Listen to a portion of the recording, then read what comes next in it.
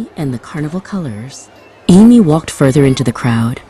She saw people wearing traditional masks and others in modern, funny outfits.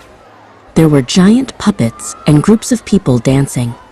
The colors were so bright they almost hurt her eyes, but she couldn't stop looking. This is much more exciting than a normal Tuesday, she thought. She felt a bit out of place in her plain English coat, but she was happy to be there.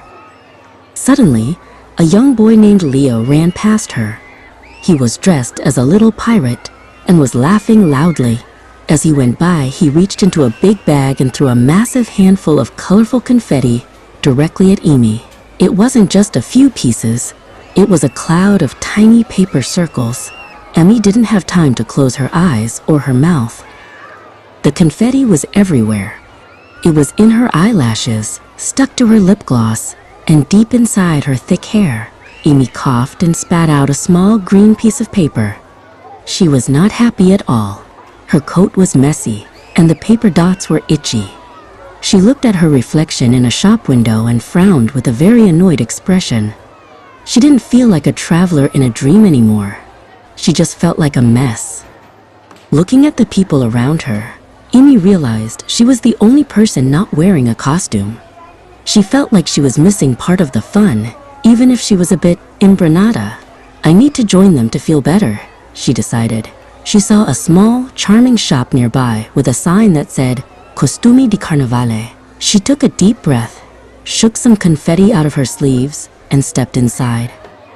Inside the shop, a kind woman named Beatrice greeted her. The walls were covered in hats, wigs, and capes. Beatrice laughed gently when she saw the confetti still in Amy's hair. She pointed to a bright red outfit in the corner. I think this suits your spirit, Beatrice said, holding up the costume. Amy looked at the red fabric and finally began to smile again. A few minutes later, Amy stepped back onto the street. She wasn't just Amy anymore. She was a giant ladybug. The costume was bright red with big black spots and came with 2 bouncy antennae on a headband. It was slightly too big for her, making her look round and cute. She felt a little silly, but when she saw a group of children wave at her, she did a little dance. Amy followed the sound of a band toward Piazza Sant'Antonio.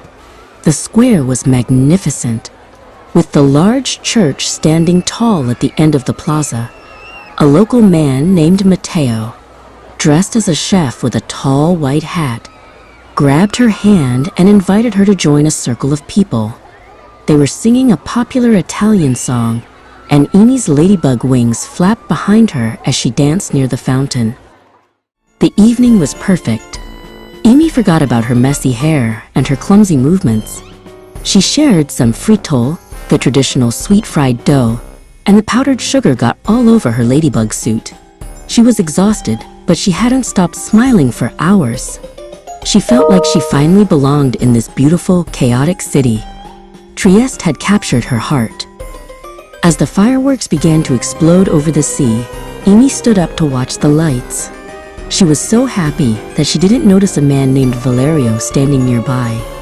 He was almost completely hidden in the deep shadows of a building corner, wrapped in mystery. He wasn't wearing a costume, and he wasn't dancing.